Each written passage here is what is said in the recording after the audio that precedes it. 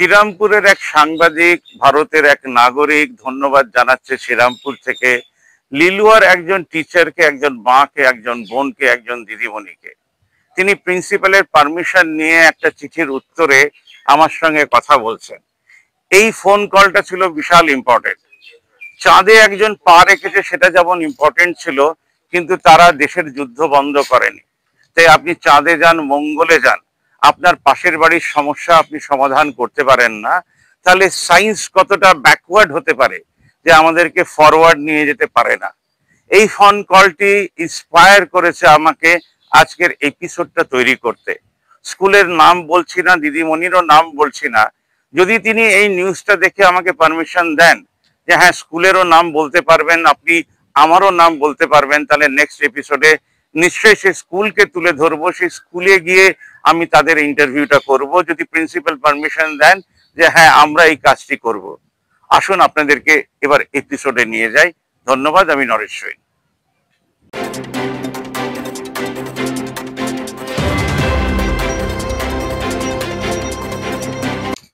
ভাবনামুখের আরেক এপিসোডে আপনাদেরকে স্বাগত। আজকের বিষয় যুদ্ধ। পৃথিবী জুড়ে যে যুদ্ধ চলছে সেই যুদ্ধ নয়। তারা তো দেশের ট্যাক্সের টাকা বিভিন্নভাবে খরচা করছে মানুষকে মারার জন্যে। তা আমি ভাবতাম যে এত বড় বড় ইউনিভার্সিটি থেকে মানুষেরা বেরিয়ে যুদ্ধ করে কেন? তারা এমন কোনো ভাষা আবিষ্কার করেনি কেন, বা এমন কোনো পিস ট্রিটি শুরু করেনি কেন যেখান থেকে যুদ্ধ বন্ধ হয়ে যাবে এবং মানুষের উন্নতির কাজে লাগবে? তা আমি একটা চিঠি দিচ্ছি স্কুলে স্কুলে, 20টা স্কুলেই দেবো, কারণ 13ই ডিসেম্বর আমরা একটা হল বুক করেছি। কিভাবে এই শান্তির যুদ্ধ করা হবে? শান্তি কি যুদ্ধ হতে পারে? হ্যাঁ, প্রত্যেকটা যুদ্ধের পরে মানুষ মারা গেছে। অশোকার যুদ্ধ 1 লাখ মানুষকে মেরে তারপরে তিনি ঠিক করলেন আর যুদ্ধ করব না। তার লেসনটা নিয়েও বিভিন্ন যে আমাদের প্রেসিডেন্ট, প্রাইম মিনিস্টার তৈরি হচ্ছেন, তারা তৈরি হতে পারেননি, তারা অশোককে ফলো করতে পারেননি। আজকে পাকিস্তান ভারতের যুদ্ধ এত বছর ধরে হচ্ছে, সেটাকে বন্ধ করার প্রতিক্রিয়া কি হবে, প্রক্রিয়া কি হবে, প্রতিক্রিয়া কি হবে না, প্রক্রিয়া কি হবে, বিভিন্ন বিষয় নিয়ে আজকে আলোচনা করব। আজকে আমাদের বিষয়ে উঠে আসবেন প্রিন্সিপালরা, টিচার্সরা, স্টুডেন্টসরা, যারা ভবিষ্যতের যুদ্ধকে বন্ধ করার জন্য কোন কোন স্টেপ নিতে পারেন। ভারতবর্ষের ভবিষ্যৎ, এই যে মিডিয়াকে আমরা বলি, তাহলে ফোর্থ মিডিয়া, যেটা আমাদের মতন জার্নালিস্টরা যারা এখনো ভারতবর্ষের জন্য কিছুই করে উঠতে পারেনি, তাদের আসল কাজটা কি?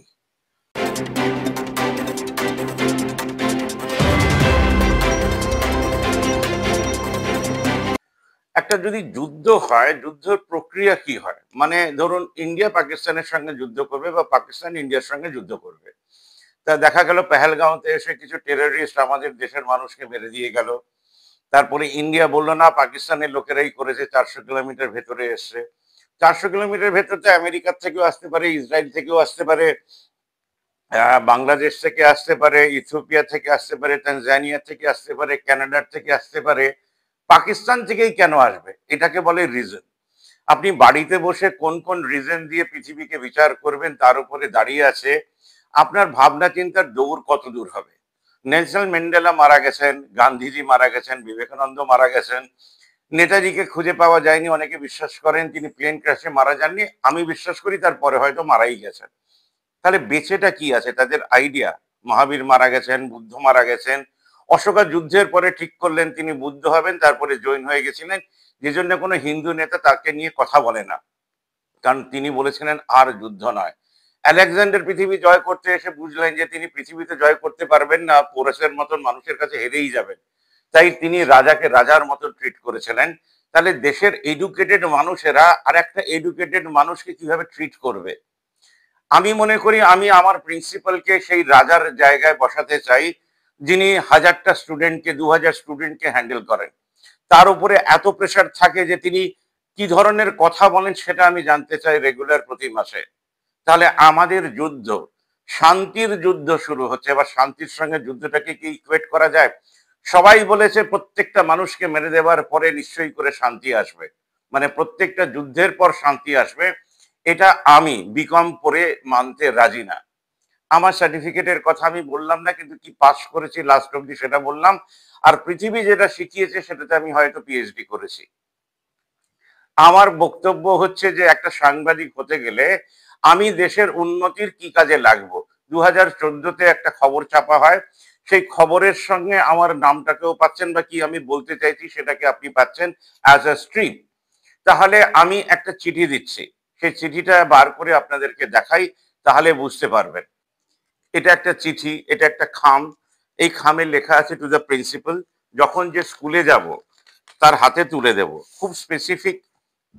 এটা হচ্ছে একটা কার্ড, এটা হচ্ছে Dashabhuja Samman, just not handing over awards, preparing a society to be ready for emergency, open newspaper bank.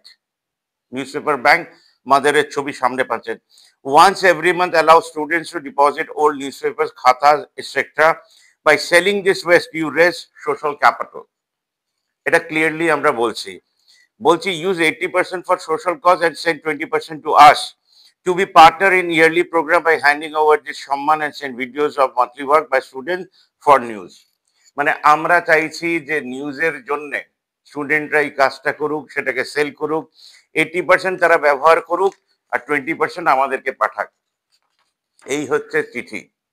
এই চিঠির সুবাদে একটা কালকে কল এলো, সেই কলটাকে আমি অ্যাটেন্ড করলাম। সেই কলের কিছুটা পোর্শন আপনাদেরকে শোনাচ্ছি, পুরোটা শুনিয়ে লাভ নেই, তার কারণ আমরা ডিসকাস করছি। তিনি প্রিন্সিপালের অ্যাডভাইস মতন ফোনটা করেছেন, তার নাম যাই হোক সেটা আমি শোনাবো না, অডিও ক্লিপের স্কুলের নামটাও শোনাবো না, কারণ আমি কাউকে ইনফ্লুয়েন্স করতে চাই না যে এই স্কুলের নাম শুনে তিনি এলেন। এটা এমন একটা যুদ্ধ কেউ হারবে না। ধরুন একটা স্কুল তার পুরনো খবরের কাগজ, খাতা, বই কালেক্ট করে 10,000 টাকা রেস করলো, আর একটা স্কুল 20,000 টাকা রেস করলো, আর একটা স্কুল 30,000 টাকা রেস করলো। তাহলে যিনি 10,000 টাকা রেস করেছেন তিনি চেষ্টা করবেন নেক্সট মাসে 30,000 টাকা রেস করার। এবার তার পাড়াতে প্রচুর মানুষেরা আছেন, এজেড মানুষেরা আছেন, মধ্যবয়স্ক মানুষেরা আছেন, মায়েরা আছেন, তারা একটা ফ্লেক্স ঝোলালেন স্কুলের বাইরে, you can donate waste to the school first Monday from 1 PM to 2 PM, মানে রেসেসের সময় তারা ডোনেট করতে পারে। পাড়ার লোকেরা লাইন করে সেখানে জমা করে দিল, তারা একটা রেজিস্টার রাখা থাকলো, সেখানে তাদের নাম আর ফোন নাম্বার দিয়ে দিল।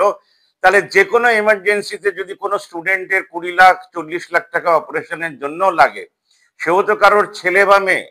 তার মানে আপনি বাবা মার পাশে দাঁড়াচ্ছেন, আপনি একটা সোসাইটির পাশে দাঁড়াচ্ছেন। আর এই যে মৃত মানুষদের নাম বললাম, এই যে গ্রেট মানুষেরা যারা মারা গেছেন তারা জীবিত হলেন। হ্যাঁ, আমার এইখানে জীবিত হলেন, কোনো স্ট্যাচুতে জীবিত হলেন না। তাকে যে ফ্রেমে আমরা পুজো করি, ফ্রিডম উইক 23rd to 26 জানুয়ারি আমরা পালন করলাম প্রিন্সিপালদের সঙ্গে। তারা যদি মিনিমাম আমাদেরকে 3,000 টাকা ফিস দেন, তার মানে 20টা স্কুল 60,000 টাকা, তার 30,000 টাকা আমি হোমস্টে খোলার জন্য রাখবো। 6 মাস তাদের জন্য থাকবেন, তারা আসবেন যাবেন, থাকাটা ফ্রি থাকবে, খাবারের চার্জ দেবেন। এবং 23rd to 26 সেই প্রিন্সিপালরা আমার সঙ্গে সেই হোমস্টেতে থাকবেন, যেখান থেকে আমরা লাইভ করব, ইন্টারভিউজ করব, তাদের এক্সপিরিয়েন্স কিরকম হচ্ছে স্টুডেন্টদের সঙ্গে কাজ করে, এবং ভারতবর্ষকে তারা কোন বার্তা দিতে চাইছেন, সেখানে আমরা তাদেরকে ডাকবো। অজয় এডওয়ার্ডের মতন দার্জিলিং এ যারা ব্রিজ বানাচ্ছেন, তাদেরকে সিটিজেন অ্যাওয়ার্ড প্রিন্সিপালরা তুলে দেবেন। সেই সুবাদে 13th ডিসেম্বর আমি একটা মিটিং ডেকেছি শ্রীরামপুর টাউন হলে। আশা করি যে 20টা প্রিন্সিপালের কাছে আমি রিচ করব, আর 50টা প্রিন্সিপাল আসবেন এই অনুষ্ঠানটা অ্যাটেন্ড করার জন্য। আর একজন ইউটিউবার দেবাশিস চক্রবর্তী, যার 40,000 সাবস্ক্রাইবার আছে, তাকে আমি 20টা প্রিন্সিপালকে হ্যান্ড ওভার করবো, এবং সেই 20টা প্রিন্সিপাল দেবাশিস চক্রবর্তীর সঙ্গে কাজ করে তাকে ফান্ডিং করে ভারতবর্ষের সেই ডেমোক্রেসি লিখবেন যেটা ফোর্থ পিলারকে প্রাউড করবে। আমরা কি বিষয়ে প্রাউড? আমাদের দেশে গরিব আছে বলে প্রাউড? আমরা কি বিষয়ে প্রাউড? কিছু মানুষ গাড়ি চড়বে আর কিছু মানুষ সারা জীবন হেঁটে বেড়াবে। আমরা কিসের জন্য প্রাউড? রাস্তায় কিছু মানুষ শোবে আর আমরা ভিক্ষে দিয়ে বেরিয়ে যাব।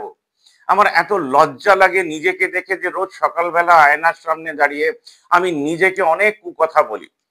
তাই আমি স্কাউন্ডারেল যাদেরকে বলি তাদেরকে একটা কথাই বলি যে আপনি যতই শিক্ষিত হন, আপনি যদি কোনো ভালো কাজে না লাগেন, ভালো কাজ বলতে আমি যে ডিফাইন করছি সেই ভালো কাজ না, আপনাকে ঠিক করতে হবে মাসে একটা দিন কিভাবে দেবেন।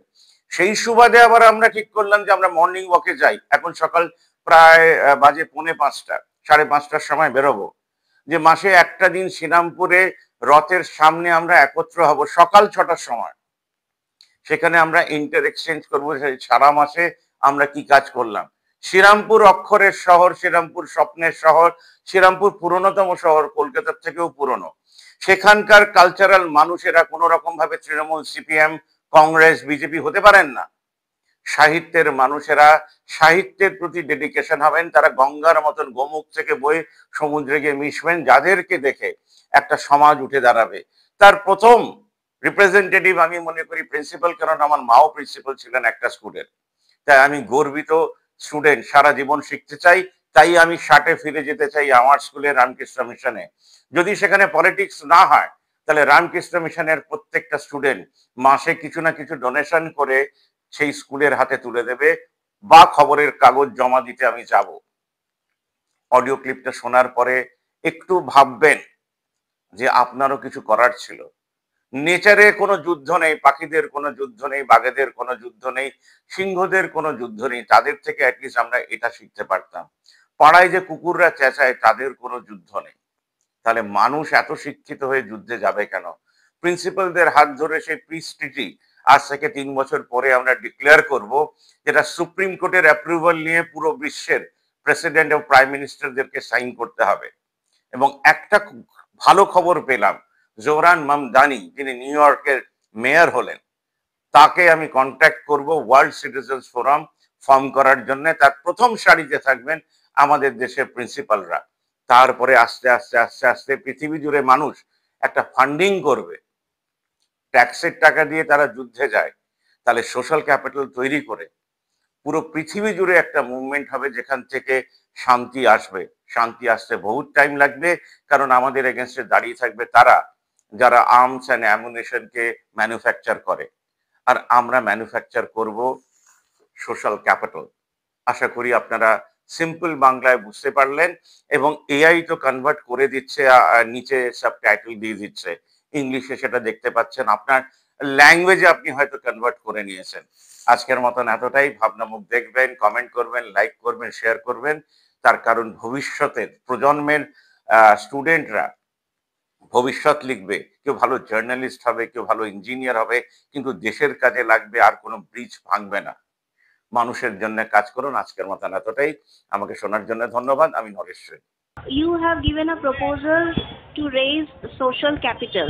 Right, right. And now, like by selling all those old newspaper, books and Khata, stationery, books, everything. yeah, everything.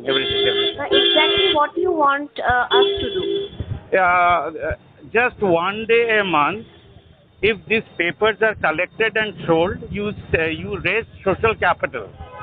From that, we want the students to do some kind of social work spending this money.